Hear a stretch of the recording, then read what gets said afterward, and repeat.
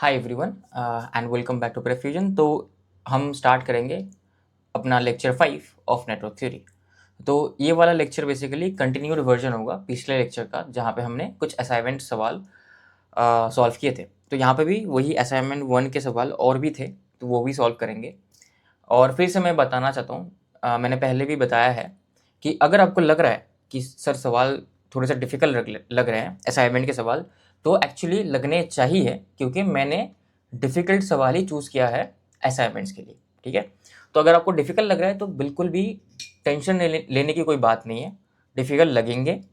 ठीक है, इनिशियली अगर आप जस्ट गेट प्रिपरेशन स्टार्ट किए हो, मतलब ये आपका पहला सब्जेक्ट है गेट प्रिपरेशन का, तो डिफ़िकल्ट लगना पूरा नॉर्मल है, कोई दिक्कत नहीं है। धीरे धीरे इसके साथ ही ऑटोमेटिक आपका मैनेज हो जाएगा। धीरे धीरे आप सवाल सॉल्व करने लगोगे। इनिशियली सवाल सॉल्व नहीं होंगे, लेकिन धीरे धीरे सवाल सॉल्व होंगे। ठीक है, तो बस मेरे ऊपर ट्रस्ट बना के रखो, और ट्रांजिएंट तक पहुँचते पहुँचते देखोगे सारे सवाल जो भी मैं आपको दिखाऊंगा, मैक्सिमम सवाल आप ही सॉल्व कर लोगे। ठीक है, तो बस मेरे ऊपर थोड़ा सा ट्रस्ट बना के रखो और पेशेंस रखो, और जो भी मैं बता रहा हूँ उसको ध्यान से सुनो, और देखो कैसे अप्रोच कर रहा हूँ मैं एक क्वेश्चन को, और उस अप्रोच से आप सीखने की कोशिश करो। और अगर आपको कोई बेटर अप्रोच मिल रहा है तो उसको भी नोट डाउन कर लो। ठीक है, तो हम पहला सवाल शुरू करते हैं। पहला सवाल कौन सा है? पहला सवाल है, आई थिंक केविल केसिल का होगा। हाँ, ये वाला। ये सवाल आया था गेट 2014 में, ईसी के एग्जाम में। तो यहाँ पे बेसिकली आर का वैल्यू दे दिया है, करेंट्स भी दे दिया है। क्या पूछ रहा है? Which one of the following is true? I6 equals to 5 ampere, I3 equals to -4, data is insufficient, and data to conclude supposed currents are impossible. Data is sufficient to conclude that the supposed current are impossible. Data is insufficient to identify currents I2, I3 and I6. तो मेरे को क्या क्या बोला है? मेरे को बोला है I2 का वैल्यू, I4 का वैल्यू। I2 ये वाला करंट है, राइट? ये करंट कितना है? I2 करंट बोला है -1, ना सॉरी -1 नहीं बोला, सॉरी I1 करंट बोला है, सॉरी I1 करंट कितना बोला है? -1। अब -1 का मतलब क्या? सॉरी, I1 करंट 2 बोला है, सॉरी I1 करंट 2 एम्पियर बोला है। I4 करंट क्या बोला है? -1। I4 करंट -1 बोला है। ठीक है, तो इस डायरेक्शन में I4 -1 है। तो वास्तव में I4 का डायरेक्शन क्या है? वास्तव में डायरेक्शन उल्टे साइड है, राइट? ये 1 एम्पियर होगा, उल्टा साइड है बेसिकली। तो वास्तव में करंट का डायरेक्शन उल्टा साइड है, तो 1 एम्पियर इस साइड होगा। ठीक है, तो अगर मेरे को इस नोड पे मैं केसीएल लगाना चाहूंगा तो मैं लगा पाऊंगा बिल्कुल। तो यहाँ से 1 एम्पियर जा रहा है, यहाँ से 2 एम्पियर आ रहा है, तो बाकी 1 एम्पियर यहाँ से जाएगा केसीएल से, राइट? जितना पानी आ रहा है उतना पानी जाएगा। तो 2 एम्पियर पानी आया तो 1 एम्पियर तो इधर से गया, बाकी 1 एम्पियर उधर से जाएगा। तो फिर इसके बाद ये वाला करंट आ गया, I2 का करंट आ गया। I4 क्या बताया है मेरे को? I4 तो हो गया ऑलरेडी। I5 क्या बताया है? I5 बताया है -4। तो इस डायरेक्शन में करंट मेरा -4 है, तो वास्तव में I5 कहाँ पे है? किस तरफ जा रहा है? बाहर निकल रहा है, 4 एम्पियर, राइट? क्योंकि -4 बोला था I5 का करंट, तो वास्तव में उल्टा जाएगा, तो ऊपर जाएगा। तो ये 4 हो गया। इधर से 1 एम्पियर आ रहा है, इधर से 4 एम्पियर आउटगोइंग हो रहा है, राइट? तो इधर से कितना करंट आना पड़ेगा ताकि इस नोड से 4 एम्पियर बाहर जाए? तो ऑब्वियसली इधर से 3 एम्पियर आएगा। तो इधर से 3 एम्पियर आ रहा है, इधर से 1 एम्पियर आ रहा है, तो इधर से 4 एम्पियर बाहर जा रहा है। ठीक है, तो करंट तो आ ही गया। तो I6 निकाल पाऊंगा क्या? बिल्कुल निकाल लोगे। I6 क्या होगा? मतलब इधर से 3 एम्पियर जा रहा है, इधर से 2 एम्पियर जा रहा है, तो इधर से अंदर में कितना एम्पियर आना चाहिए? 5 एम्पियर। आराम से किसी निकालो, 5 एम्पियर आना चाहिए। तो 5 एम्पियर आ गया। तो क्या पूछा है? I6 equals to 5 ampere. Yes, I6 exactly 5 ampere ही होगा। क्यों होगा? क्योंकि मेरा करंट का डायरेक्शन सेम है according to the given direction by the examiner. तो एग्जामिनर ने जो भी करंट का डायरेक्शन दिया है वो फॉलो कर रहा है मेरे करंट डायरेक्शन के अकॉर्डिंग, तो इसको +5 लिखूंगा। अगर उल्टा होता, अगर I6 का डायरेक्शन इस साइड दिया होता तो मेरा एक्चुअल करंट तो 5 एम्पियर जा रहा है ऊपर साइड, लेकिन एग्जामिनर ने तो उल्टा साइड दिया है, तो मेरे को -5 लिखना पड़ेगा ताकि मैं एग्जामिनर के डायरेक्शन के अकॉर्डिंग करंट बता पाऊँ। ठीक है, तो लेकिन यहाँ पे तो आंसर 5 एम्पियर ही होगा, क्योंकि एग्जामिनर ने जो डायरेक्शन दिया है और मेरा जो डायरेक्शन निकल रहा है दोनों सेम है, तो ये 5 एम्पियर ही होगा। तो यहाँ पे ऑप्शन ए तो हो गया। I3 बोल रहे हैं -4, I3 बोल रहा है -4, I3 तो 3 एम्पियर, I3 एक्चुअली -3 एम्पियर है, ठीक है। हाँ, ये अच्छा एग्जाम्पल है। I3 क्या होगा, -3 होगा, राइट, क्योंकि एग्जामिनर ने इस साइड बोल रहे हैं एग्जामिनर कि I3 करंट फ्लो हो रहा है, लेकिन वास्तव में तो उल्टा साइड हो रहा है। तो मैं इस साइड में कैसे दिखाऊंगा, मैं ना सिंपली एक माइनस साइन मल्टीप्लाई कर दूंगा और करंट का डायरेक्शन चेंज कर दूंगा। तो माइनस साइन का सिग्निफिकेंस क्या है, बस डायरेक्शन को उल्टा करना, दैट्स इट। तो ये 3 एम्पियर हो गया, ठीक है, -3 एम्पियर और ये 3 एम्पियर हो गया, दैट्स इट।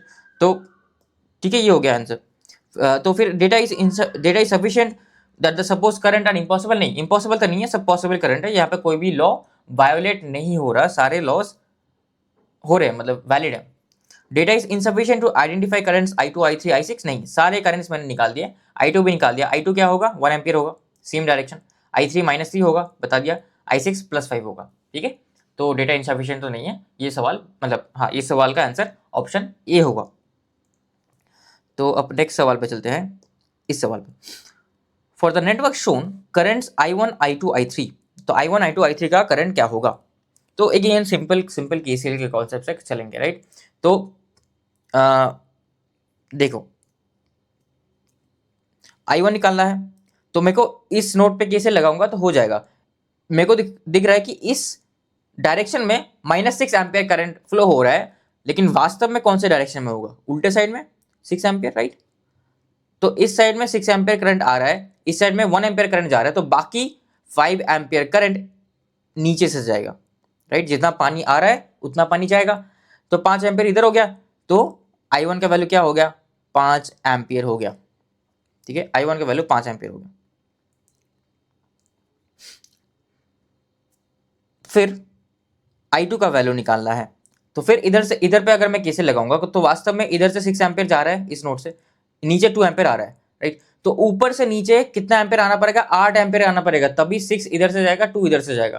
तो एक्चुअली में करंट ऊपर से नीचे 8 एम्पियर आना चाहिए, तो I2 का वैल्यू क्या होना चाहिए, -8, क्योंकि डायरेक्शन उल्टा दिया है, वास्तव में करंट ऊपर से नीचे जा रहा है, लेकिन I2 का डायरेक्शन नीचे से ऊपर दिया है, तो करंट मैं -8 लिख लूंगा, ठीक है।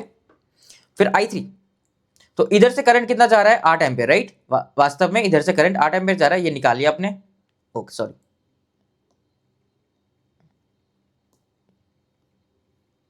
ये भी क्यों डिलीट हो रहा है भाई, ये तो डिलीट नहीं होना चाहिए।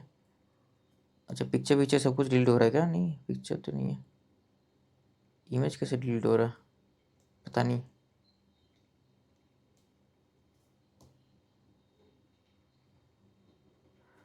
क्या हो गया,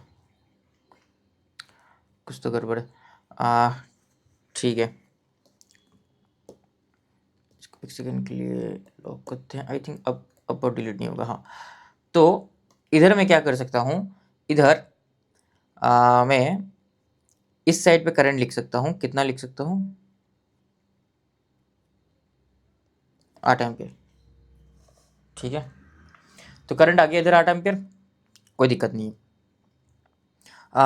और इधर से करंट I3 आ रहा है, और मेरे को बोला गया इधर से करंट -4 जा रहा है, लेकिन वास्तव में करंट किस डायरेक्शन में जाएगा, इधर से करंट जाएगा 4 एम्पियर, राइट।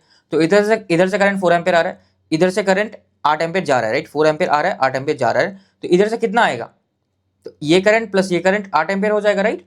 मतलब इधर से करंट 8 एम्पियर जा रहा है, इधर से करंट 4 एम्पियर आ रहा है, इधर से I3 करंट आ रहा है, तो कितना करंट आना पड़ेगा ताकि इधर से 8 एम्पियर जाए, और 4 एम्पियर चाहिए, क्योंकि 4 एम्पियर ऑलरेडी यहाँ पे है। वैसे भी आप प्लस माइनस करके कर सकते हो, मैं उतना कर नहीं रहा, ठीक है। तो incoming current equals outgoing current वैसे कर सकते हो, मैं बस डायरेक्टली बता रहा हूँ। तो टोटल 4 एम्पियर हो गया, तो I3 का वैल्यू आ गया, I2 का वैल्यू आ गया, I1 का वैल्यू हो गया, ठीक है। तो अब बाकी वाले केसीएल भी देख लो एक बार, वैलिड है कि नहीं। जैसे यहाँ से 4 एम्पियर आ रहा है, यहाँ से -3 मतलब वास्तव में इस साइड में करंट 3 एम्पियर जा रहा है। देखो एक एम्पियर इधर से आया, 3 एम्पियर इधर से आया, तो इधर से 4 एम्पियर जाना चाहिए, 4 एम्पियर जा रहा है, ठीक है।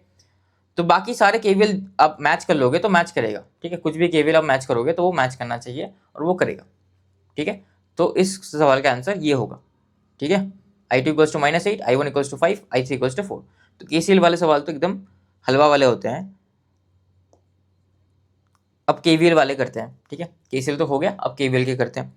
तो for the network shown below find the voltages V1 V2 V3, ठीक है। तो सिंपली आपको दिख रहा है V1 निकालना है। देखो मैं इधर पे केवीएल लगा सकता हूँ, या तो इधर पे लगा सकता हूँ, या तो इधर पे लगा सकता हूँ। अगर V1 निकालना है तो कौन से लूप पे केवीएल लगाऊंगा? Loop 1, loop 2, loop 3। Of course अगर मेरे को सिर्फ V1 निकालना है, मैं इस वाले लूप पे केवीएल लगाऊंगा। क्यों लगाऊंगा इस वाले लूप पे? क्योंकि इस वाले लूप पे अगर मैं केवीएल लगाऊंगा तो खाली V1 ही होगा जो अननोन होगा। इस वाले लूप पे लगाऊंगा तो तीनों चीजें ही अननोन है। इस वाले लूप पे लगाऊंगा तो V2 अननोन है, तो मेरे को इस वाले लूप पे केवीएल लगाना पड़ेगा। अगर मैं इस वाले लूप पे केवीएल लगा लूं तो ये होता है -40 -50। पहला साइन, हमेशा मैं पहला साइन लिखता हूँ, देन इसको +20 लिख सकते हैं, ये पहला साइन है, ठीक है। फिर +V1 पहला साइन इक्वल टू 0, क्योंकि मैं वापस आ गया। तो V1 का वैल्यू क्या आ गया? V1 का वैल्यू आ गया, this will B 90 - 20 that is 70,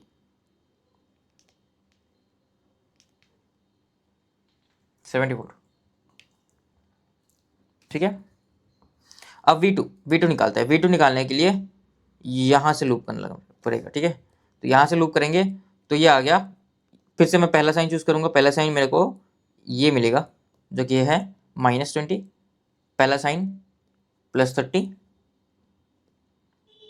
पहला साइन -V2, ठीक है। दिस इज इक्वल्स टू 0, तो V2 इक्वल्स टू 10 वोल्ट, ठीक है। तो V2 मेरा 10 वोल्ट आ गया।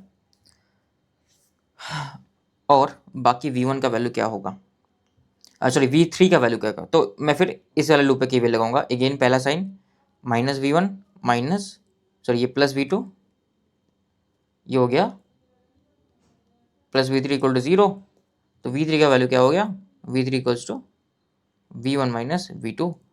तो V1 कितना है? 70 माइनस V2 कितना है? 10। तो V3 आ गया 60 वोल्ट, ठीक है। V3 आ गया 60 वोल्ट। तो ये हो गया अपना आंसर V1 V2 V3 का, ठीक है। 60 70 और ये। अब नेक्स्ट सवाल पे चलते हैं।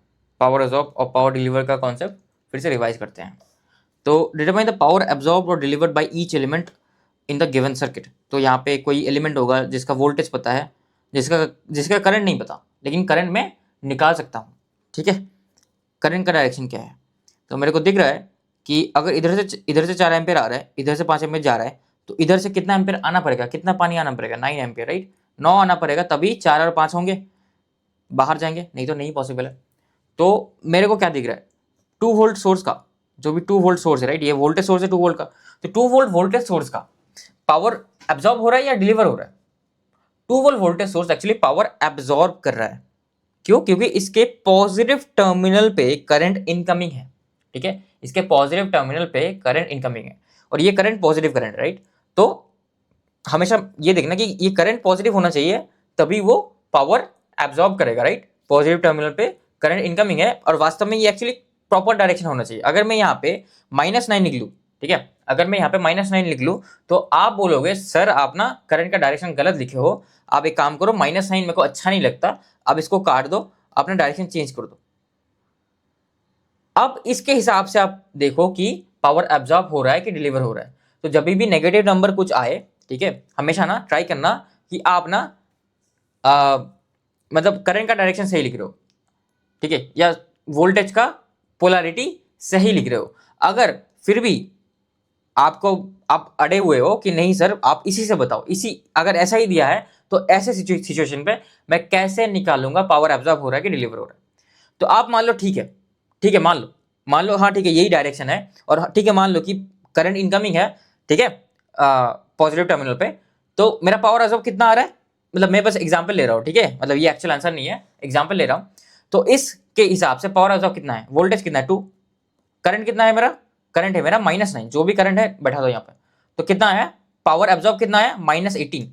तो जब भी आपका नेगेटिव पावर एब्जॉर्ब आ रहा है, इसका मतलब कुछ नहीं है, सिंपली एक्चुअली में वो पावर एब्जॉर्ब नहीं हो रहा, पावर डिलीवर हो रहा है। मैग्नीट्यूड सेम होगा, ठीक है, इसका वैल्यू सेम होगा, 18 वाट ही होगा, लेकिन वास्तव में वो एब्जॉर्ब नहीं हो रहा, वो डिलीवर हो रहा है, ठीक है।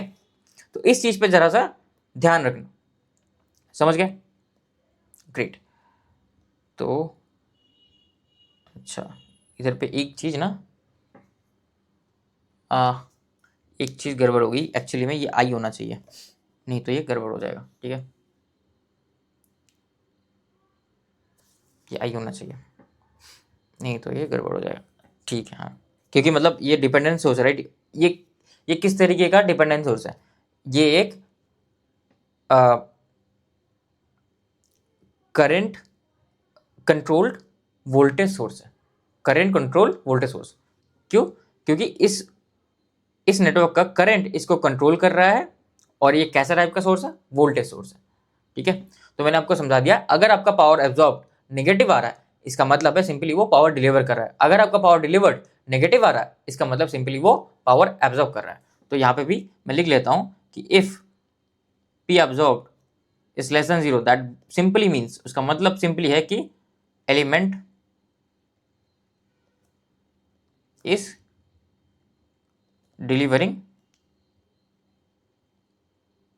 पावर, ठीक है, हो गया, निपट गया, ग्रेट। तो हाँ, नेक्स्ट कॉन्सेप्ट पे आते हैं कि इसको इसको थोड़ा सा वो कर देते हैं, ग्रुप कर देते हैं। हाँ, तो अब हाँ, अब ये वाला करंट तो पता ही था हमको कि ये वाला करंट होगा 9 एम्पियर, राइट। तो ये वाला तो पता ही है, ये एलिमेंट कितना डिलीवर कर रहा है पावर, P1 कितना डिलीवर कर रहा है, P1 इज इक्वल्स टू कितना है, P1 is equals to 5 into 9, that is 45 watt delivered, ठीक है। P2 कितना आ गया,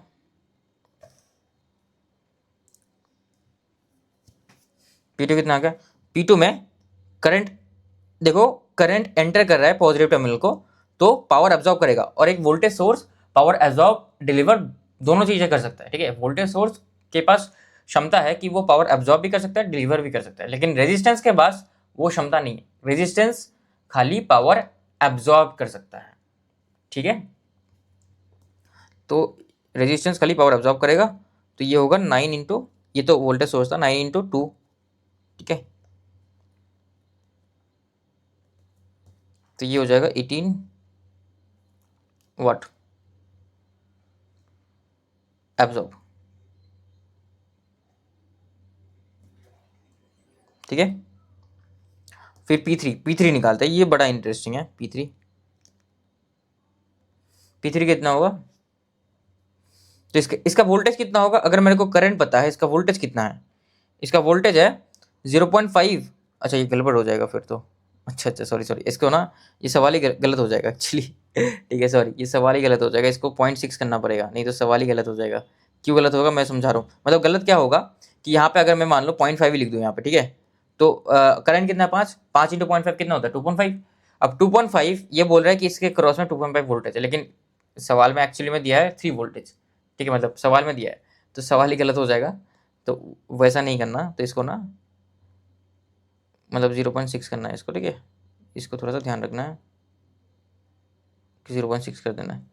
तो ये गलती नहीं करनी, ये सारी गलती नहीं करनी, ठीक है, तो ये ज़रा इम्पोर्टेंट है। तो ये 0.6 हो गया, तो 0.6, तो इसका वोल्टेज कितना हो गया, 0.6 इंटू 5, जो कि होता है 3 वोल्ट, जो यहाँ से भी दिख रहा है, ठीक है, यहाँ से भी दिख रहा है एक्चुअली। तो वैसे ये वाला इन्फॉर्मेशन ना, अगर मैं ना ही दूँ तो बेटर है, राइट, क्योंकि आप ये वाला इन्फॉर्मेशन निकाल ही लोगे, मतलब ऐसे ही निकाल लोगे, राइट। हाँ, तो वैसे चलो इस सवाल को ना क्या करते हैं, इस सवाल को ना वैसे नहीं करते हैं, इस सवाल को करते हैं, रखते हैं, मतलब नहीं तो कुछ लोग दुखी हो जाएंगे। मैं क्या करता हूँ कि इस सवाल को ना, इसको 0.5 ही रखता हूँ। अच्छा, ये गड़बड़ हो गया कुछ, थोड़ा थोड़ा, इसको, इसको काटते हैं, नहीं कटेगा क्या,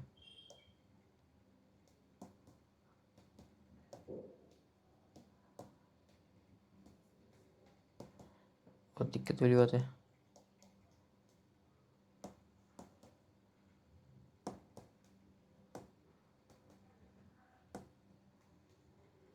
ठीक है चलो, एक्चुअली मैं क्या करूँगा, मैं 3 वोल्ट को दूंगा ही नहीं, ठीक है, 3 वोल्ट को दिया नहीं। अगर मैं 3 वोल्ट को नहीं दिया फिर क्या दिक्कत, फिर क्या आसानी हो जाएगी। 3 वोल्ट को अगर नहीं दूंगा तो बेसिकली क्या हो जाएगा कि तब आसानी होगी, तब कुछ वायलेट नहीं होगा, तो तब ना सब कुछ सही है। फिर तो फिर इधर से करंट कितना जा रहा है, 4 एम्पियर। इसका वोल्टेज कितना होगा, 0.5 इंटू 5 जो कि है 2.5 एम्पियर, राइट।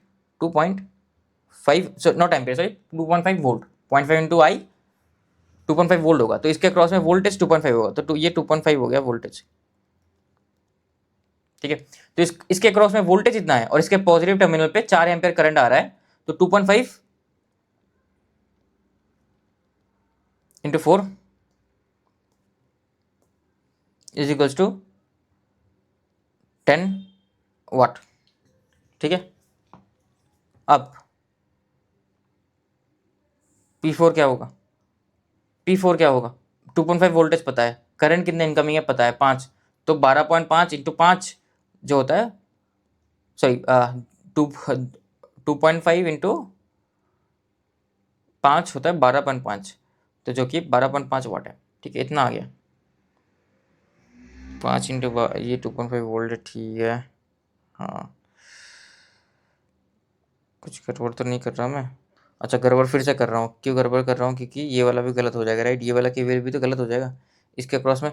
चलो इसको भी हटा देते हैं, ये वाला इन्फॉर्मेशन भी हटा देते हैं एक्चुअली, क्योंकि ये वाला इन्फॉर्मेशन भी नहीं चाहिए, राइट। तो फिर सवाल फिर से गलत हो जाएगा। अब मैं बता रहा हूँ क्यों, मतलब क्योंकि फिर से केवीएल वायलेट हो जाएगा। तो यहाँ पे मेरा 2.5 है, यहाँ पे मेरा 2 वोल्ट है, आप निकाल पाओगे यहाँ पे मेरा वोल्टेज कितना होगा। अब सिंपली अगर इसको रेफरेंस मान लो, इसको ग्राउंड मान लो, ठीक है।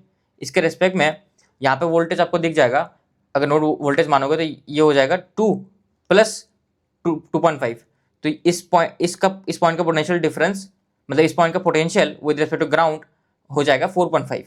तो इस दोनों के बीच में पोटेंशियल डिफरेंस अगर मैं ग्राउंड को हटा दूं आ जाएगा 4.5 वोल्ट, ठीक है। आप सिंपली केवीएल भी लगा सकते हो आराम से, इधर पे केवीएल लगा दो आराम से, ठीक है, कोई दुरा नहीं, आराम से इधर केवीएल लगा दो। सॉरी मतलब सवाल को मैं बार बार चेंज कर रहा हूँ, क्या करें, ठीक है। तो ऐसे ही तो इंटरेस्टिंग सवाल बनते हैं, राइट। तो इधर से 9 एम्पियर पता है, ये 4.5 है, तो 4.5 इंटू 9 कितना होता है, 4.5 इंटू 9 करना है,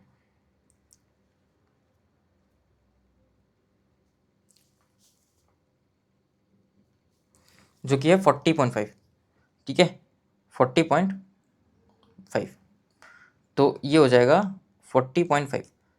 मतलब मैं कैसे समझ रहा था कि मेरा सवाल गलत हो रहा है, एक तो देखो केवीएल वायलेट हो रहा है, ये एक नोटेशन है, ठीक है।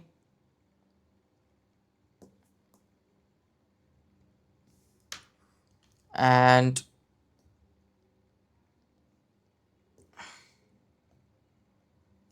और एक चीज है कि मतलब आप ना, मतलब एक तो कि केवीएल हो गया, ठीक है। दूसरा है कि आप पावर को इक्वेट कर लो। अगर आप पावर को इक्वेट करोगे, जो मतलब टोटल जो पावर होगा ना, एब्जॉर्ब प्लस डिलीवर्ड, वो हमेशा जीरो होगा। इसको एक थ्योरम बोलते हैं, लेकिन आपको वो समझ में आ गया होगा। मतलब जितना पानी दे रहा है उतना पानी लेगा, तो जितना पावर देगा उतना पानी, सॉरी उतना पावर लेगा, राइट। तो पावर कंजर्व रहना चाहिए। तो बेसिकली समेशन किसी भी क्लोज नेटवर्क में, किसी भी क्लोज नेटवर्क या सर्किट में, बोलो सर्किट, एक्चुअली सर्किट पहला बेटर वर्ड होगा, किसी भी सर्किट में power delivered plus power absorbed का सम हमेशा जीरो होगा, हमेशा। तो करके देखते हैं बेसिकली। तो वो बैक ऑफ द माइंड में मेरा वो भी चल रहा था कि मैं पावर एब्जॉर्ब पावर डिलीवर को ऐड कर रहा था, तो वो आ नहीं रहा था, तो इसलिए मैं फिर क्वेश्चन को ही बदल दिया, ठीक है। Sorry about that. तो क्या हुआ कि जैसे इसका इसका कितना है पावर डिलीवर्ड 40.5, ठीक है। Sorry total power absorb should be equals to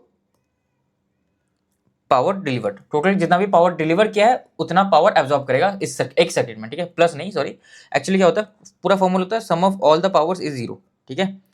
तो पावर्स के अंदर एब्जॉर्ब भी होता है, डिलीवर्ड भी होता है, ठीक है। तो मतलब ये चलो ये बाद में समझाऊंगा, इसको समझने की जरूरत नहीं है, अभी के लिए ये समझो। Total delivered power will be equals to absorb power, उधर से ही आता है, वो बाद में थ्योरम्स में पढ़ेंगे, ठीक है। तो ये कितना डिलीवर कर रहा है, 40.5 डिलीवर कर रहा है, प्लस और कौन डिलीवर कर रहा है? और कोई डिलीवर कर ही नहीं रहा। P3 क्या हो रहा है? P3 में लिखना ही भूल गया मैं। P3 में क्या हो रहा है? ये तो एब्जॉर्ब कर रहा है, प्लस टर्मिनल पे एंटर कर रहा है, राइट? तो ये तो एब्जॉर्ब हो गया, ठीक है। P4 पे क्या है? P4 पे भी एब्जॉर्ब है, तो ये भी एब्जॉर्ब हो गया,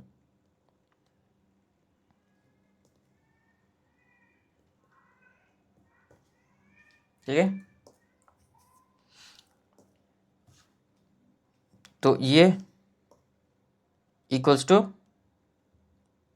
इधर 18, इतना एब्जॉर्ब मतलब power delivered 40.5 is equals to कितना एब्जॉर्ब हुआ है? 18 प्लस 10 28 प्लस 12.5, तो ये कितना होता है? ये 18 ये 28 होता है, 28 प्लस 8 सॉरी 28 प्लस 2 30 हो गया, 30 प्लस 10 40 हो गया, और 0.5, तो 40.5 इक्वल्स टू 40.5। तो ये होना पड़ेगा किसी भी क्लोज्ड सर्किट में, ये इक्वेशन वैलिड होना पड़ेगा, नहीं तो वो सर्किट इनवैलिड होगा, ठीक है। तो ये भी एक बड़ा अच्छा कॉन्सेप्ट है। तो ये वाला 39 वाला क्वेश्चन हो गया। 40 वाले क्वेश्चन पे चलते हैं। 40 वाले क्वेश्चन पे क्या है? तो इस सवाल पे basically in A circuit consisting of 4 elements, the power associated with 3 elements is as follows. In a circuit consisting of 4 elements, the power associated with 3 elements is as follows. इतना पावर है 3 elements के साथ। Element 1 इतना 60 watt power absorb कर रहा है, ये 145 watt power deliver कर रहा है, ठीक है। अगर इतना डिलीवर कर रहा है तो एब्जॉर्ब कितना कर रहा है? -145, ठीक है। एब्जॉर्ब कितना कर रहा है? -145, समझ गए। फिर एलिमेंट 4 एब्जॉर्ब्स 75 वाट, एलिमेंट 4 75 वाट एब्जॉर्ब कर रहा है, ठीक है। Determine the amount of power absorb by element 2। तो अगर मैं वो वाला इक्वेशन लगाऊं, ठीक है, कौन सा इक्वेशन लगाऊं? कि power absorb equals to power delivered, right, summation of power delivered. तो दिक्कत नहीं होनी चाहिए, मतलब आप लोगों को गुस्सा नहीं आना चाहिए। ये वाला इक्वेशन अगर मैं लगा दूं तो इसमें क्या हो रहा है, तो आपको ना कुछ कुछ एज्यूम करना पड़ेगा। आपको ऑलरेडी बोल दिया है कि भाई एलिमेंट 2 पावर एब्जॉर्ब कर रहा है, तो मान लो एब्जॉर्ब कर रहा है, क्या दिक्कत है? मान लो एलिमेंट 1 कितना एब्जॉर्ब कर रहा है? 60। एलिमेंट 2 कितना एब्जॉर्ब कर रहा है? P2 मान लो, ठीक है। एलिमेंट 3 डिलीवर कर रहा है, तो ये तो राइट हैंड साइड पे होगा 145 वाट, ठीक है। और एलिमेंट 4 कितना एब्जॉर्ब कर रहा है? 75, तो कितना आया? ये हो गया अपना P2 would be equals to, ये आ गया 30 प्लस 30 135 10 वाट आ गया, ठीक है, 10 वाट आ गया। तो एलिमेंट 2 10 वाट एब्जॉर्ब कर रहा है। अगर मान लो यहां पे ना ये 10 की जगह -10 आता, आंसर -10 आता, तब आप क्या बोलते हैं? एलिमेंट 2 -10 वाट एब्जॉर्ब कर रहा है, एलिमेंट 2 10 वाट डिलीवर कर रहा है, ठीक है। दो तरीके से बोल सकते हो।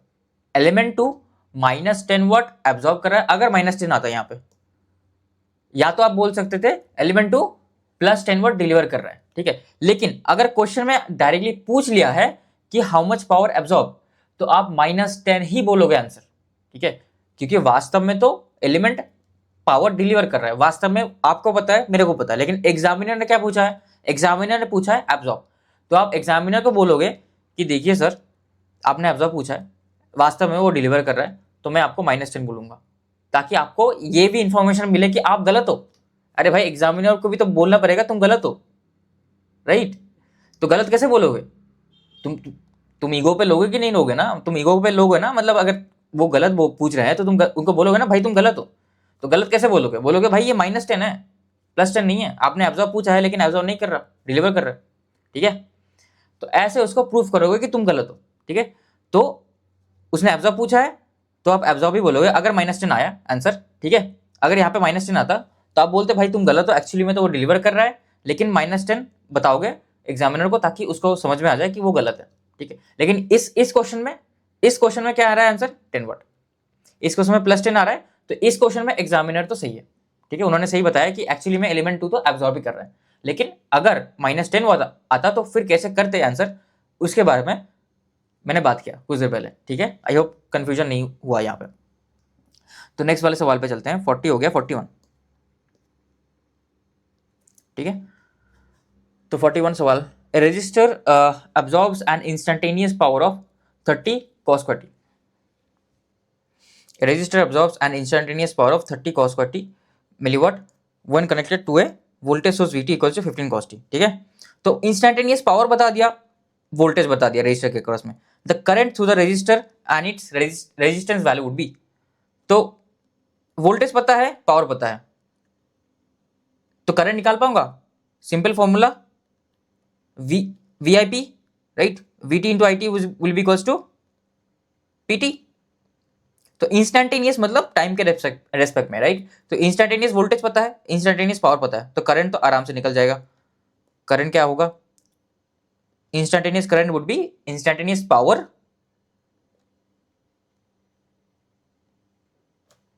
डिवाइडेड बाय, एक सेकेंड ना, instantaneous voltage.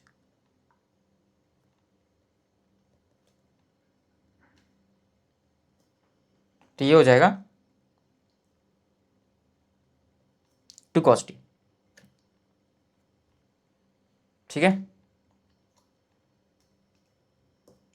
2 cos t ampere. Current आ गया, करंट तो आ गया. अब रेजिस्टेंस वैल्यू कैसे निकालूंगा? अरे भाई मेरे को वोल्टेज पता है, मेरे को करंट पता है, तो रेजिस्टेंस नहीं निकाल पाऊंगा क्या? V equals to I R करके नहीं निकाल पाऊंगा क्या? क्यों नहीं निकाल पाओगे भाई? बिल्कुल निकाल पाओगे. तो आर का वैल्यू क्या हो गया? V of T by I of T. V of T कितना है? 15 cos t. I of T कितना है? 2 cos t. तो अपना रेजिस्टेंस कितना आ गया? 7.5 ओम. तो आपने अगर ये लिखा है ना, आप बिल्कुल कर दो, ठीक है. बहुत ही ध्यान से आपको पावर किस यूनिट पे दिया है? मिली वाट पे दिया है. तो भाई ये तो मिली वाट पे है, ये तो वोल्ट पे है. तो मिली को कैसे वोल्ट, सॉरी, ये मिली वाट पे है, ये वोल्ट पे है, राइट. तो मिली को कैसे आप नॉर्मल वाट में कन्वर्ट करोगे? 10⁻³ मल्टीप्लाई कर दोगे. तो इसके साथ ना 10⁻³ मल्टीप्लाई होगा, और करंट के साथ 10⁻³ होता है, तो मतलब वो एम्पियर के साथ 10⁻³ होता है, तो वो मिली एम्पियर हो जाता है. तो ये हो जाएगा मिली एम्पियर.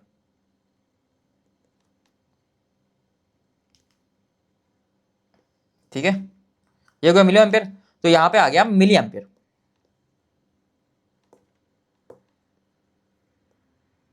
ध्यान रखियो, ये एक्चुअली में गलत क्यों होगा, मतलब यहां पे आ जाएगा मिली एम्पियर, यहाँ पे वोल्ट, राइट.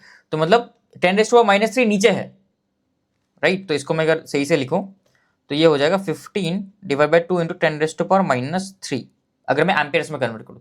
तो अब तो ये V/A है, तो V/A तो ओम होता है, लेकिन 10⁻³ ऊपर चला जाएगा, तो फिर ना आंसर आ जाएगा 7.5 किलो. ठीक है, तो किलो में आंसर आएगा, क्योंकि 10⁻³ ऊपर जाएगा तो 10⁻³ हो जाएगा, राइट. ऊपर जाएगा 10⁻³ हो जाएगा, तो ये किलो ओम्स हो जाएगा. तो एक्चुअली में यहाँ पे इन किलो ओम्स पूछना चाहिए, और यहाँ पे इन मिलियम्स. तो इसका ध्यान रखना, यूनिट्स का बहुत ही अच्छे तरीके से ध्यान रखना. गेट में ना मतलब 20% सवाल तो यूनिट से ही गलत हो जाते हैं, तो इसका थोड़ा सा ध्यान रखना. 42. तो इसके बाद वाले क्वेश्चन पे चलते हैं. तो यहाँ पे क्या बोला है कि इंडक्टर का टर्मिनल वोल्टेज गिवन है, the current through the inductor at t equals to 4 second कितना है, and the energy stored in it at that instant, assume initial current to be 2 ampere. तो energy stored in it at that instant, initial condition भी दे दिया. तो basically पूछ रहा है इनिशियल कंडीशन से उस टाइम तक कितना एनर्जी स्टोर्ड है उसमें, राइट. उस टाइम पे कितना एनर्जी स्टोर्ड हुआ. ठीक है, इनिशियल कंडीशन दे दिया है, तो मैं आपको बताता हूँ कैसे कैसे सॉल्व करना है. ठीक है, ओके, निकालते हैं इसको, राइट. इंडक्टर का वोल्टेज अगर पता है मेरे को, करंट पता होगा, बिल्कुल पता होगा. करंट कैसे निकालेंगे? VL of t equals to L DIL of t upon dt, right. तो मेरा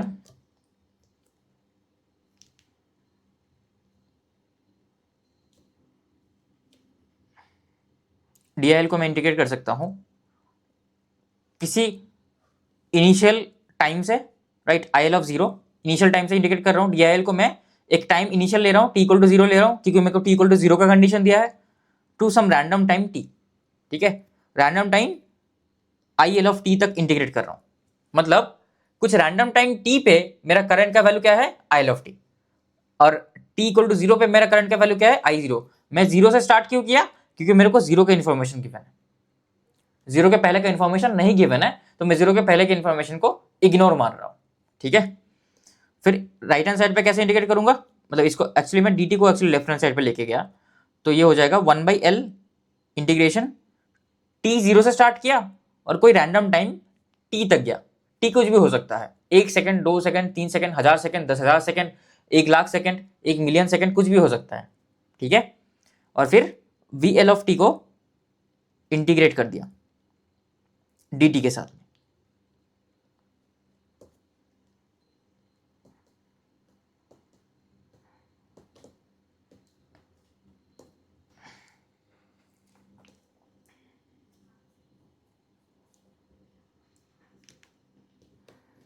सो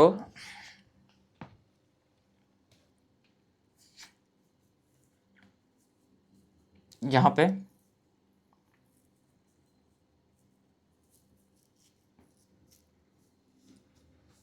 पे कैसे सॉल्व करूं मैं इसको, यहाँ पे कैसे सॉल्व करूँ, हाँ तो कैसे सॉल्व करूँ, मतलब हाँ सॉल्व तो कर लेंगे, क्योंकि VL ऑफ t का तो मतलब इक्वेशन तो दिया ही है, तो कोई दिक्कत नहीं है। तो ये हो जाएगा IL of t minus IL of 0 equals to L का वैल्यू नहीं दिया, राइट, L का वैल्यू नहीं दिया, अच्छा L का वैल्यू दिया है, इंडक्टेंस का वैल्यू दिया है 200, राइट, 1/2, इसको इंटीग्रेट करेंगे 0 से t, राइट, 0 से t इंटीग्रेट करेंगे तो ये होता है 10 1 - t dt, ठीक है। तो ये हो गया IL of t minus IL of 0 1/2, ये हो गया 10t माइनस t² 0 से t। सो ये हो गया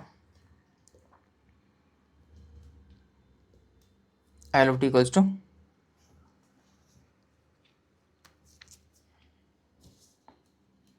this will be, so t को 0 से वो तो 0 ही होगा, तो उसका कोई दिक्कत नहीं है, तो ये हो जाएगा 5t minus t² 4 plus IL of 0 जो कि दिया है मेरे को 2 एम्पेयर्स, ठीक है, 2 दिया है, तो ये एम्पेयर्स में आएगा। क्यों एम्पेयर्स में आएगा, क्योंकि यहाँ पे सब कुछ ना SI यूनिट्स में है, हेनरी H में है, मतलब इंडक्टेंस H में है, हेनरी में, वोल्ट V में है, कोई दिक्कत नहीं है, करंट एम्पेयर्स में है, टाइम सेकंड्स में है, कोई दिक्कत नहीं है, ठीक है, सब कुछ सही है। तो अब क्या पूछ रहा है, अब पूछ रहा है determine the current through the inductor at t = 4 second, तो t को 4 बैठा दो, और क्या दिक्कत है, t को 4 बैठा दो, ठीक है, तो इसको 4 बैठा दिया तो ये 20 हो गया, ये हो गया 4 + 2 एम्पियर, ठीक है। तो ये हो गया 16 + 2 18, 16 + 2 18 एम्पियर, ठीक है। तो अपना करंट का वैल्यू क्या आ गया, करंट का वैल्यू आ गया 18 एम्पियर, t = 4 सेकंड में, राइट, सही कर रहा हूँ ना, 4 × 4, हाँ सही है, +2 हो गया, सही है, ठीक है। अब क्या निकालना है, अब निकालना है एनर्जी स्टोर्ड एट t = 4। तो एनर्जी स्टोर्ड कैसे निकालो, एनर्जी का फॉर्मूला क्या आपको याद है, एनर्जी में कैसे इक्वेट किया था, एनर्जी को कैसे लिखा था मैंने, एनर्जी इज इक्वल्स टू, मतलब एनर्जी का इक्वेशन आपको याद होगा, राइट, मैं कैसे लिखा था, मतलब पावर को कैसे लिखा था, dE/dt, राइट, ठीक है। तो फिर मैं इंटीग्रेट कर सकता हूँ पावर को, डी कोई भी रैंडम टाइम t1 टाइम पे एनर्जी ET1 था, कोई भी रैंडम टाइम t2 पे मेरा एनर्जी ET2 था, राइट, और इसको इंटीग्रेट करूंगा मैं पावर का टाइम के रेस्पेक्ट में t1 से t2 तक, तो अपना अब करते हैं, अब इसको इंटीग्रेट करते हैं। तो मेरा स्टार्टिंग टाइम क्या होगा, मेरा स्टार्टिंग टाइम ना 0 होगा, क्योंकि मेरे को ना 0 का इन्फॉर्मेशन दिया है। ठीक है, मैं 0 से स्टार्ट करूंगा, 0 का इन्फॉर्मेशन दिया है। और कब तक जाना है, मेरे को 4 तक जाना है, क्योंकि मेरे को पूछा है कि energy stored in the inductor at the instant 4 second. ठीक है, और आपको पता है 0 सेकेंड में कितना एनर्जी स्टोर्ड है, 0 सेकेंड पे ई ऑफ 0 कितना है आपको पता है क्या? मैंने आपको इंडक्टर का फॉर्मूला पढ़ाया था, right? Energy stored in the inductor कितना होता है, हाफ एल आई स्क्वायर। वैसे तो आप इधर से डायरेक्ट निकाल सकते हो, हाफ एल आई स्क्वायर क्या होता है, एल का वैल्यू 2 है, एल का वैल्यू 2 है, राइट? तो हाफ इंटू 2 इज 1 ओनली, और आई स्क्वायर का मतलब 4 हो जाएगा, राइट? तो energy stored at t equal to 0 इतना है। Energy stored at t equal to 4 actually आपको डायरेक्टली इधर से निकल जाएगा, मतलब डायरेक्टली फॉर्मूला से आ जाएगा, फिर भी मैं डिराइव करके भी दिखा दूंगा मन की शांति के लिए। ठीक है, energy of the inductor at t equals to 4 second, मन की शांति के लिए मैं डिराइव भी करवाऊंगा आपको। ठीक है, यहां से डायरेक्टली आ जाएगा half L I square, half L I half into 2 Henry into I square is 18 square, right? 18 square कितना होता है, 18 स्क्वायर कितना होता है, क्या पूछा है? Energy stored in the inductor. ठीक है, 18 स्क्वायर होता है 324। ठीक है, 324 जूल्स, इतना एनर्जी स्टोर किया इंडक्टर ने। ठीक है, 324।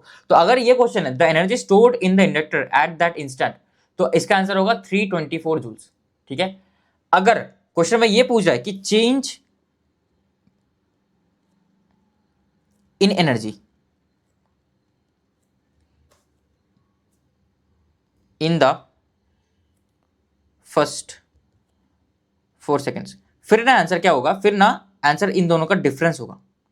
ठीक है, तो डेल्टा ई या वर्क डन बोलते हैं, वर्क डन भी बोलते हैं, वर्क डन या delta E will be equals to 324 joule minus 4 joule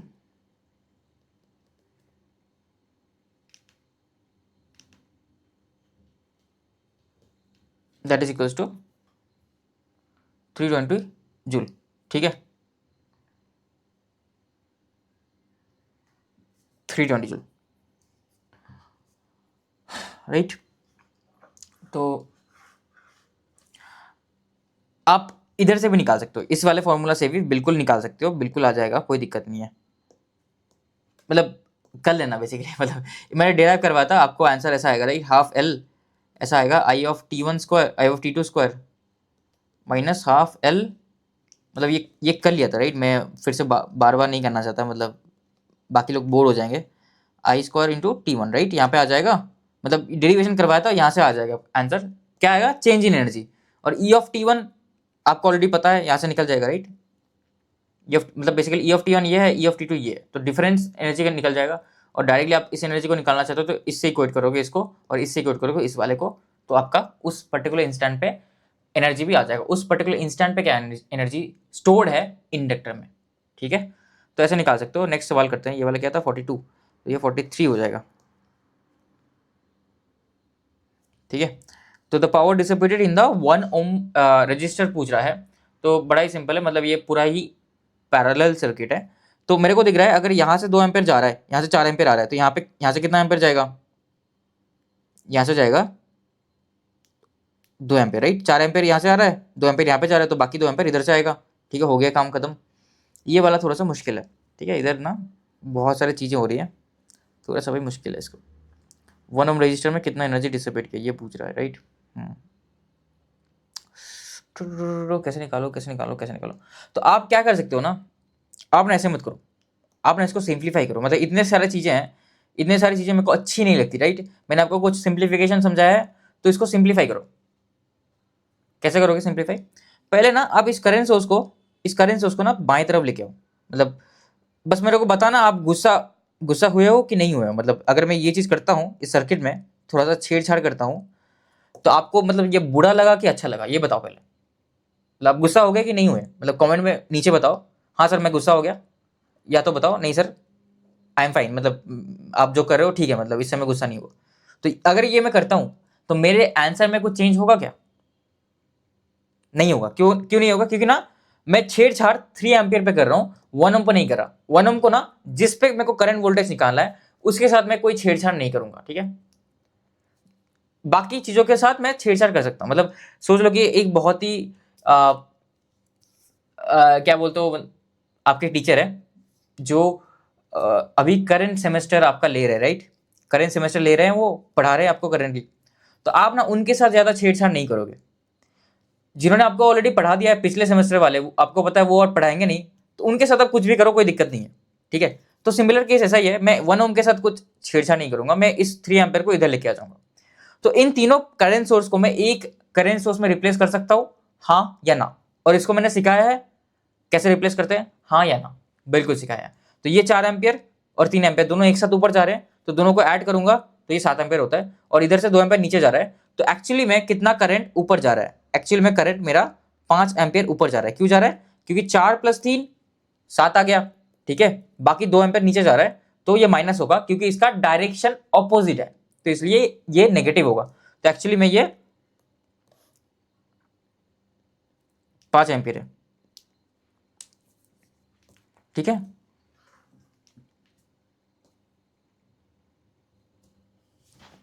actually में ये 5 एम्पियर है, हो गया।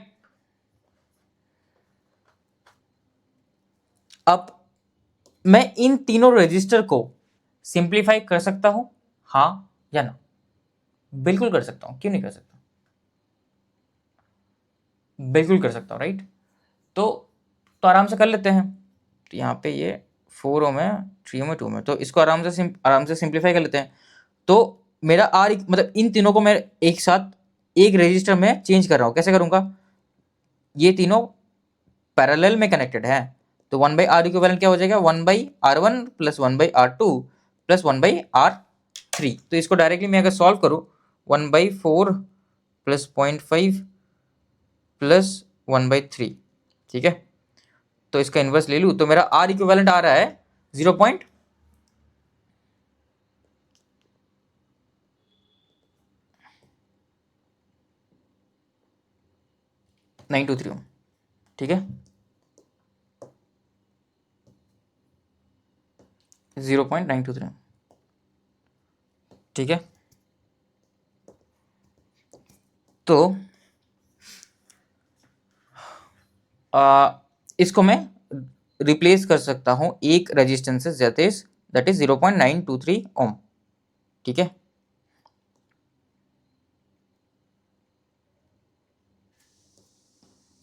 और ये वाला रेजिस्टेंस हो जाएगा 1 ओम। अब आराम से ना, अब करंट डिवीजन रूल से आराम से आप करंट निकाल पाओगे। क्या होगा मेरा? आपको याद है पूरा करंट कितना आ रहा है? 5 इंटू नीचे में क्या आता है? नीचे में वो रेजिस्टेंस का वैल्यू होता है, right, 1 into the total R equivalent, इन दोनों का पैरेलल, राइट, इन दोनों का पैरेलल कॉम्बिनेशन क्या होता है वो? That is equal to 0 point, मतलब आपको पता है दो रेजिस्टेंस जब पैरेलल में कनेक्ट होते हैं तो 0.923 डिवाइड बाई R1 + R2, तो ये हो जाएगा, राइट। मतलब ये हो गया मेरा आर इक्विवेलेंट, और नीचे आ गया मेरा एक्चुअली में जिसके अक्रॉस में मेरे को निकालना है रेजिस्टेंस, राइट। मतलब ऐसे कर सकते हो आप। तो ये आ जाएगा मेरा, क्या आंसर आ जाएगा फिर? ये डिवाइडेड बाई 1.923 इंटू 5, 2.4, ठीक है।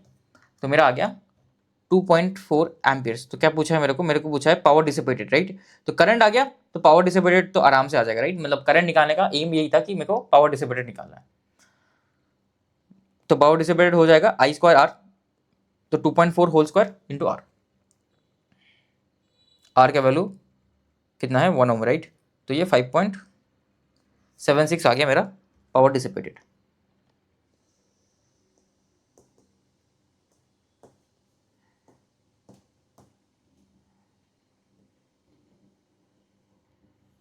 $5.76 आ गया अपना पावर डिसिपेटेड, ठीक है। तो ये हो गया मेरा आंसर इस क्वेश्चन के लिए। तो 43,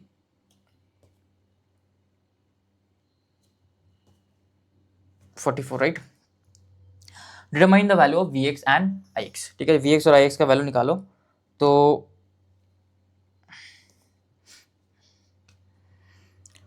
सिंपली मैं क्या कर सकता हूँ इस ओके कुछ डेटा मिसिंग लग रहा है इस क्वेश्चन में। हर समय डेटा कुछ ना कुछ मिसिंग हो ही जाता है, तो ये 4 वोल्ट होगा। ठीक है, तो अब डेटा है तो अब निकाल सकते हैं, अब सॉल्व कर सकते हैं। बेसिकली क्या करना है, केवीएल लगाओ। ठीक है, केवीएल लगाओ। तो केवीएल लगाऊंगा, पहला साइन क्या दिख गया, -4। कुछ और कलर लेते हैं, -4। फिर से इसके क्रॉस में वोल्टेज कितना है, Vx। पहला साइन क्या दिख रहा है, माइनस Vx। फिर पहला साइन क्या दिख रहा है, -12। अब इधर में मेरे को ना वोल्टेज पता है ना करंट पता है, तो मैं कैसे इसका वोल्टेज ड्रॉप लिखूंगा, कैसे लिखूंगा। तो आप क्या करो, इस रजिस्टर के क्रॉस में आपको वोल्टेज पता है, आपको आप ये करंट निकाल सकते हो। आप ये इस रेजिस्टेंस के, या तो एक्चुअली Ix भी निकालना है, उसके पहले ना इस रेजिस्टेंस के क्रॉस में आप करंट निकाल सकते हो। अगर मेरा प्लस माइनस Vx ऐसा है, अगर किसी रेजिस्टेंस के अक्रॉस में आपको पता है कि मेरा 1 वोल्ट है और उसका 1 ओम रेजिस्टेंस है, करंट कैसा होगा, प्लस माइनस 1 वोल्ट दे दिया, करंट कैसा होगा। रेजिस्टेंस हमेशा पावर एब्जॉर्ब करता है, पॉजिटिव रेजिस्टेंस हमेशा पावर एब्जॉर्ब करता है, तो हमेशा पावर एंटर करेगा पॉजिटिव टर्मिनल में, क्योंकि ये हमेशा पावर एब्जॉर्ब करता है। तो अब इसका हो गया। ठीक है, अब मान लो, अब पकड़ लो कोई एक रैंडम सा रजिस्टर है जिसका वैल्यू R है और जिसका वोल्टेज V है। करंट कैसा होगा, करंट होगा एंटरिंग ऐसे, वैल्यू क्या होगा, V/R। तो अगर इस रजिस्टर का वोल्टेज Vx है और रेजिस्टेंस का वैल्यू 6 है, तो करंट कैसा होगा, करंट तो भाई ऐसा होगा। ठीक है, Vx/6। ठीक है, लेकिन एग्जामिनर ने बताया कि मेरा Ix का डायरेक्शन तो उल्टा है। ठीक है, Ix तो इस साइड है, राइट। तो आप इस पॉइंट पे भी आप कैसे लगा सकते हो, वैसे तो दिख रहा है कि मतलब Ix उल्टा दिया है, लेकिन वास्तव में करंट तो इस साइड से जा रहा है, तो आप लिखोगे Ix इक्वल टू -Vx/6, क्योंकि डायरेक्शन उल्टा है। अगर उससे भी संतुष्ट नहीं हो, आप इस पर्टिकुलर पॉइंट पे KCL लगा दो। ठीक है, sum of all the incoming currents would be equals to sum of all the outgoing currents. तो कितने इनकमिंग करंट है, कोई भी करंट इनकमिंग नहीं हो रहा है इस नोड पे, सारे करंट आउटगोइंग है। तो Ix plus Vx/6 would be equals to 0। तो सारे आउटगोइंग करंट का sum should be equals to sum of all the incoming current. कोई इनकमिंग करंट है ही नहीं, तो इसलिए 0 हो गया। आउटगोइंग करंट ये है, तो फिर मेरा Ix का वैल्यू क्या आ गया, -Vx/6। तो आप जिसी भी तरीके से निकालो, आपका आंसर हमेशा ऐसा ही आएगा, -Vx/6 ही आएगा। ठीक है, हो गया। अब ना आपको ना ये वास्तव में करंट पता चल गया Vx/6, तो Vx/6 तो ऐसे फ्लो हो रहा है, Vx/6 तो ऐसे फ्लो हो रहा है। ठीक है, Vx/6 वास्तव में ऐसे फ्लो हो रहा है। अगर वास्तव में ऐसा फ्लो हो रहा है तो वोल्टेज ड्रॉप इसका कैसा होगा, ऐसा होगा, right. Current enters the positive terminal for a positive resistance, तो इसका वोल्टेज ड्रॉप कितना होगा, इसका करंट कितना है Vx/6, इसका रेजिस्टेंस कितना है 4, V इक्वल्स टू IR, तो इसका वोल्टेज ड्रॉप कितना होगा, इसका वोल्टेज ड्रॉप होगा 4 इंटू Vx/6। ठीक है, तो ये हो जाएगा 2/3 Vx, मतलब इतना कर पाओगे आप।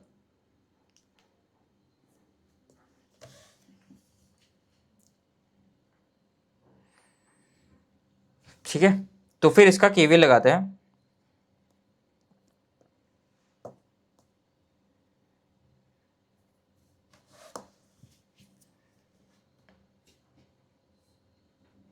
केवीएल लगाते हैं, -Vx, मतलब जो मैं केवीएल कर रहा था बेसिकली, हाँ, -Vx -12, फिर इधर पे अटक गया था। ये एक्चुअली प्लस नहीं होगा, माइनस होगा, क्योंकि पहले साइन क्या दिख रहा है, माइनस दिख रहा है। -2/3 Vx आ गया, फिर प्लस, पहला साइन प्लस, +2 Vx आ गया, फिर -4,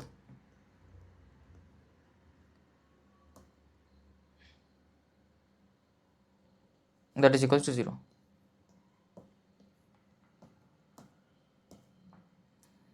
तो अब मेरा Vx का वैल्यू क्या होगा, 2Vx -Vx, ये Vx हो गया, Vx -2/3 Vx, ये Vx/3 हो गया। ठीक है, इक्वल्स टू ये 16 हो गया, 16 + 4 20 हो गया। ठीक है 20 हो गया, तो Vx का वैल्यू 60 वोल्ट हो गया। ठीक है, आई होप मैं सही कर रहा हूँ, मैंने कुछ गड़बड़ नहीं किया। माइनस Vx आ गया, ठीक है 2Vx आ गया ये यहाँ पे, ये और तो कुछ गड़बड़ नहीं हो रहा राइट। हाँ ये तो सही है, ये तो गलत नहीं होना चाहिए। 12 4 तो -4 माइनस Vx -12, तो ये Vx/6 है, इसको 4 से मल्टीप्लाई करूँगा तो ये 2 ऊपर चला जाएगा, 2 नीचे मल्टीप्लाई 2/3 Vx, और ये +2 Vx -4 = 0। ठीक है, तो ये तो Vx आ गया, Vx -2/3 Vx, ये तो आ गया अपना Vx/3। यहाँ पे ये कितना हो रहा है, -16। अच्छा मैंने सॉरी मैंने -4 को 2 बार ले लिया, सॉरी मतलब यहाँ से स्टार्ट किया था मैंने एक्चुअली। ठीक है, -4 को ऑलरेडी एक बार ले लिया था, फिर से मैंने ले लिया। ठीक है, सॉरी फॉर दैट। तो एक्चुअली में इतना ये क्या होगा, ये एक्चुअली -16 होगा, सॉरी ये 16 होगा। ठीक है 16 होगा, तो ये 48 होगा अपना आंसर, 48। तो Vx आ गया, Ix कितना होगा, Ix भाई -Vx/6 है, तो Vx 48 है, -48/6, तो ये आ गया अपना -6 एम्पियर। मैं भी ना मल्टीप्लिकेशन डिवीजन सब कुछ भूल रहा हूँ। ठीक है, मेरे भी दिमाग में सब कुछ सुन हो रहा है मेरे दिमाग। तो ये होगा -8 एम्पियर। ठीक है, करंट आ गया -8 एम्पियर, Ix आ गया -8 एम्पियर, और वोल्टेज आ गया अपना 48 वोल्ट्स। ठीक है, तो ये हो गया। अब नेक्स्ट सवाल करते हैं, ये कौन सा सवाल था, ये 44 था, 45 करते हैं। ठीक है,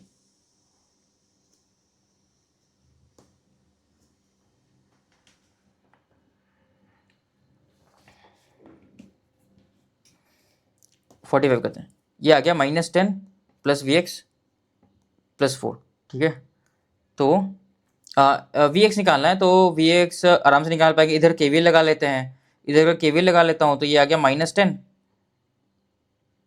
अच्छा अगेन मेरे से कुछ गड़बड़ होगी, Ix का वैल्यू, अच्छा Ix का वैल्यू दिया ही नहीं है एक्चुअली। ठीक है, सेकंड क्वेश्चन में, लेकिन Ix टेक्निकली तो देना चाहिए। Ix कहाँ पे है, तो Ix एक्चुअली इस ब्रांच पे करंट है। ठीक है, इस ब्रांच पे जो करंट है ना वो Ix है, फर्क नहीं पड़ता वैसे भी, लेकिन फिर भी ठीक है चलो।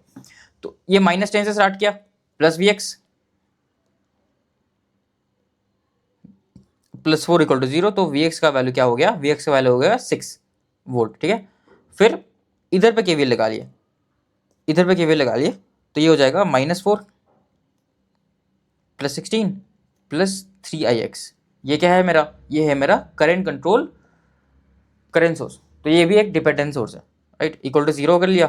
तो Ix का वैल्यू क्या आ गया, ये आ गया -4 एम्पियर। ठीक है, Ix का वैल्यू हो गया -4 एम्पियर। ठीक है, ये वाला सवाल हो गया। नेक्स्ट सवाल करते हैं, ये कौन सा सवाल था, 45 था, 46 करते हैं। ठीक है, compute the power delivered by the dependent source. तो डिपेंडेंट सोर्स क्या है, ये है भाई, इसका तो वोल्टेज फिक्स है 12 वोल्ट, इसका वोल्टेज ना डिपेंड कर रहा है किसके ऊपर, फिर से ना मतलब इन सवाल में ना कुछ गड़बड़ हुआ है, मैं हमेशा कुछ ना कुछ मतलब लिखना भूल गया।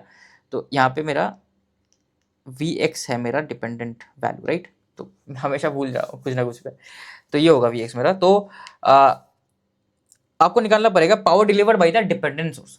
तो पावर डिलीवर्ड देखो उसके लिए तो मेरे को क्या निकालना पड़ेगा, पावर डिलीवर्ड पूछा है, तो मैं क्या एज्यूम करूंगा, मैं एज्यूम करूंगा कि वोल्टेज, ये डिपेंडेंट सोर्स करंट डिलीवर कर रहा है, मतलब इसका करंट आउटगोइंग है फ्रॉम द पॉजिटिव टर्मिनल आई। तो power delivered by the dependent source क्या होगा, ये 4Vx उसका voltage into the current. Okay, तो उसके लिए मेरे को Vx का वैल्यू चाहिए और I का भी वैल्यू चाहिए, दो चीजें चाहिए। तो पहले तो भाई KCL तो यहाँ पे कहीं पे लगेगा नहीं, सिंपल दिख रहा है एक लूप है, तो KVL लगाते हैं, कुछ दिमाग में सोच नहीं रहा, तो मतलब अगर लूप दिख रहा है तो KVL लगा लो, अगर KCL का चांस नहीं है तो KVL लगाते हैं। अगर मैं KVL लगाऊं, इसके अक्रॉस में वोल्टेज कितना है Vx, इसका रेजिस्टेंस कितना है 30, तो इसका करंट कितना होगा, इसका करंट होगा ऐसा राइट, Vx/30। ठीक है, तो करंट तो भाई एक ही सर्किट है, सेम सीरीज सर्किट है, करंट तो इधर से Vx/30 है, तो मेरा I कितना होगा आई होगा वी एक्स बाई 30, ठीक है।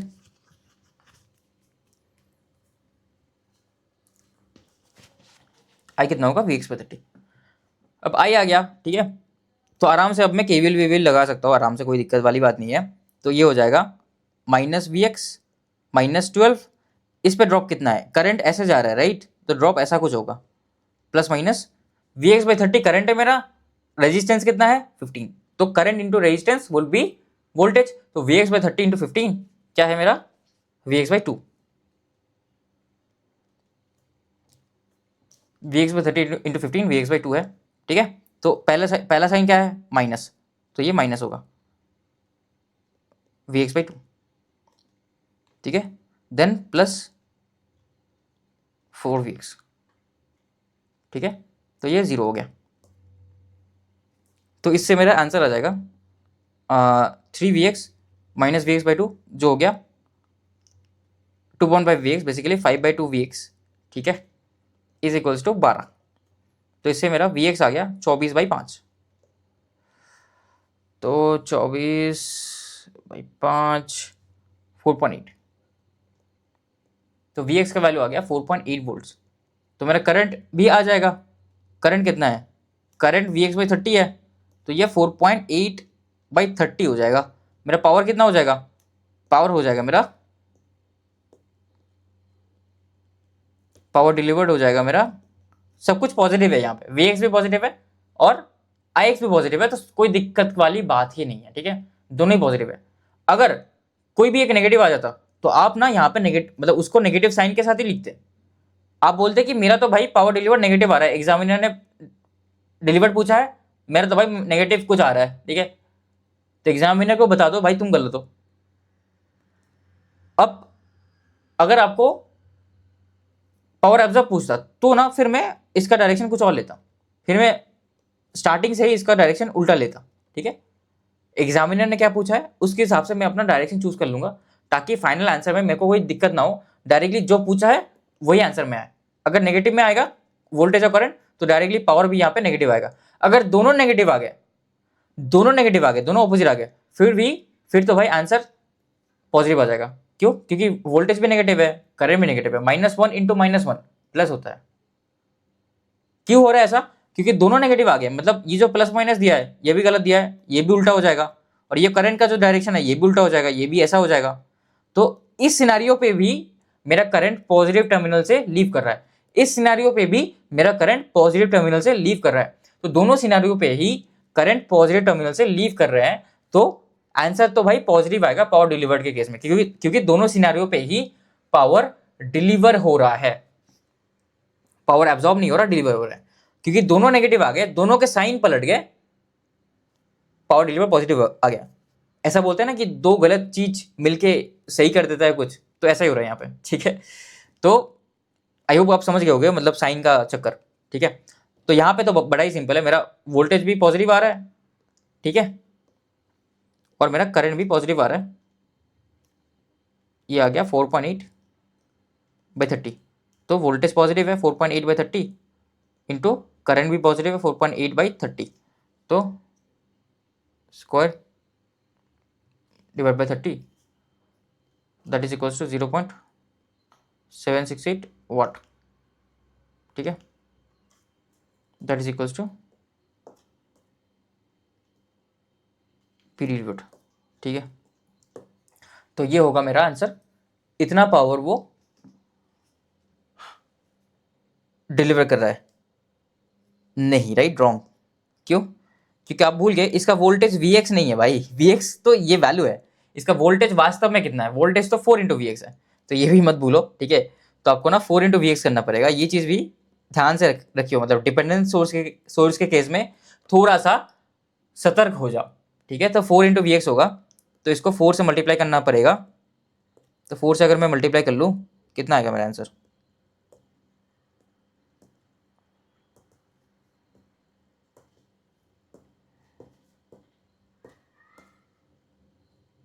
4 से मल्टीप्लाई कर लूँगा इसको, तो मेरा आंसर आ जाएगा 3.072 वाट, ठीक है। तो ये होगा मेरा answer, actually power delivered in watt बोलना चाहिए, नहीं तो सवाल थोड़ा सा गलत हो जाता है, ठीक है। मतलब यहाँ पे भी इन वोल्टेज एंड एम्पियर, मतलब ये बताना चाहिए, नहीं तो भाई बंदा आंसर कैसे आएगा, ठीक है। इन वोल्ट एंड एम्पियर, ठीक है। ये भी इन वाट, तो सब जगह मैं यूनिट्स लिखना भूल गया, चलो वो मैं फिक्स कर लूँगा, कोई बात नहीं है, ठीक है। तो तो इसी क्वेश्चन पे बेसिकली हम क्वेश्चन अपना लेक्चर एंड करते हैं। तो ये वाला लेक्चर आई होप आपको बहुत ही आसान लगा होगा, मतलब थोड़ा सा मक्खन, मतलब थोड़ा सा आसान तरीके का था ये लेक्चर। पिछले वाला लेक्चर थोड़ा सा मैथमेटिकल था, कैलकुलेशन इंटेंसिव था। आई थिंक ये वाला लेक्चर पहले लेना चाहिए था, इसके बाद वो वाला लेक्चर लेना चाहिए था। मेरे को पता है उस वाले लेक्चर को देख के बहुत लोग डर गए होंगे, लेकिन डरने की बात नहीं है। मतलब आपको, आपके पास ना आसान सवाल भी होंगे, डिफिकल्ट सवाल भी होंगे, तो आपको बस देखना पड़ेगा आप आसान सवाल सब सही कर पा रहे हो कि नहीं कर पा रहे हो एग्जाम में, राइट। ये अपना टारगेट है। अपना आसान सवाल और डिफिकल्ट सवाल रिलेटिव होता है। आप अगर आपका नॉलेज अगर आप खुद बढ़ा लेते हो तो ऑटोमेटिकली एक डिफिकल्ट सवाल आपके लिए वो आसान हो सकता है। सब कुछ आपके ऊपर डिपेंड करता है, आप कितने अच्छे तरीके से कॉन्सेप्ट को समझते हो और पढ़ते हो और प्रैक्टिस करते हो, राइट। तो हमारा टारगेट वही है कि जो मॉडरेट लेवल के सवाल है उसको मैं ना इजी कैटेगरी में लेके आ जाऊं, ठीक है, ताकि वो हम आसानी से सॉल्व कर पाए। तो ये वाला जो असाइनमेंट था, मतलब इस लेक्चर, ऐसा नहीं कि यहाँ पे सारे सवाल आसान थे, लेकिन डिफिकल्ट भी हो सकते हैं। मतलब ये सवाल कुछ लोगों को डिफिकल्ट भी लग सकते हैं, लेकिन आप अगर यहाँ से पढ़े हो तो आपको ये वाले सवाल डिफिकल्ट नहीं लगने चाहिए। क्यों नहीं लगने चाहिए? क्योंकि मैं हर चीज, हर कॉन्सेप्ट को 2-3 बार आपको बोला हूँ अच्छे तरीके से, ठीक है, चिल्ला चिल्ला के। तो मेरे चिल्लाने का थोड़ा सा मतलब फीडबैक दो, ठीक है, लाइक शेयर हाइप कर दो वीडियो को, तो अच्छा लगेगा। तो फिर से ऑब्वियसली मिलेंगे नेक्स्ट लेक्चर पे। Until then, happy learning.